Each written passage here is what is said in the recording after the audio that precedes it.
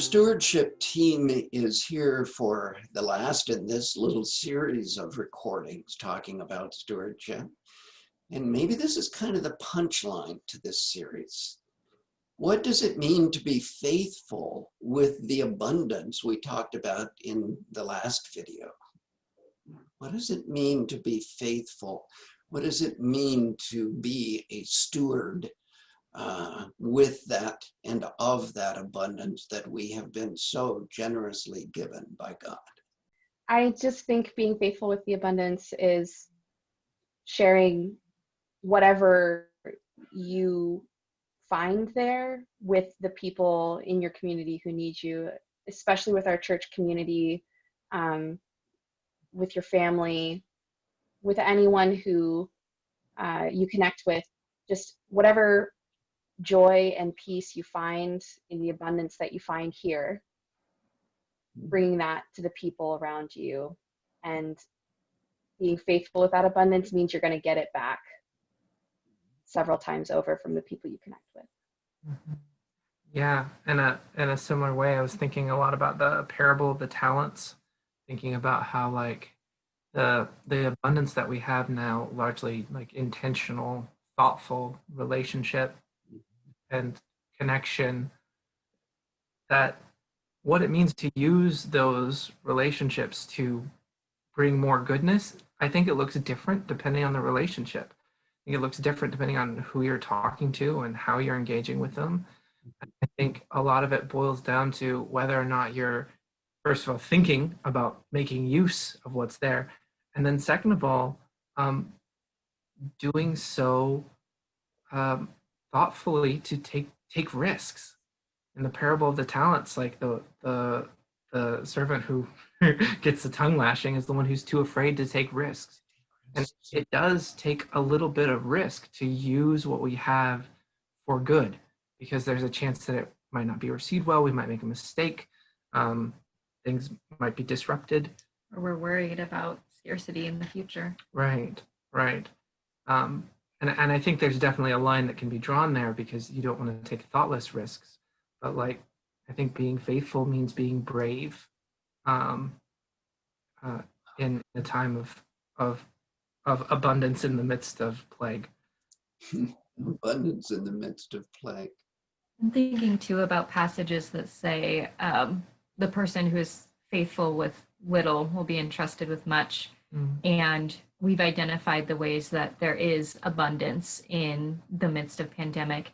And at the same time, some of that abundance is us finding those little things and expanding them to be larger, and being able to take that scarcity that we have in some extents now and multiply it in our own lives, and the joy that we take from it, and in paying it forward to others within the church community, outside the church community. That's what I think of when I think about stewardship at this time. Lovely.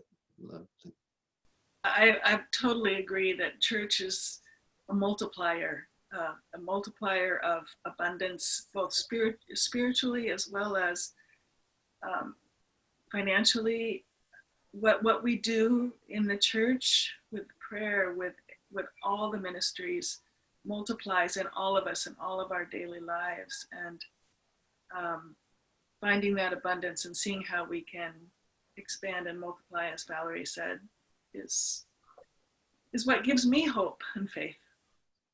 Back at the beginning of the pandemic, I spent quite a few hours pressure washing the concrete in the front of the church, and then spending some time weed eating the parking lot.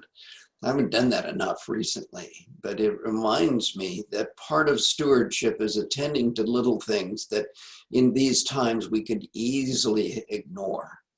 And this takes some risk of going out of our safe anti-COVID bubbles to reach out in an appropriate way. I mean, I did all that work with my headphones on and my mask on for the particle stuff coming at me.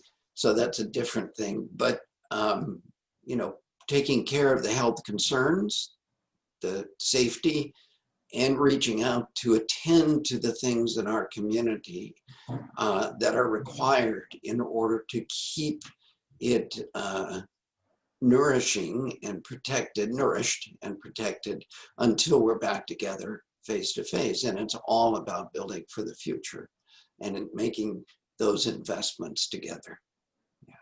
And different people have abundance in different ways and can contribute in different ways. So from their ability. Yeah, yeah. And I imagine in God's eyes, all of those offerings are in some way equivalent.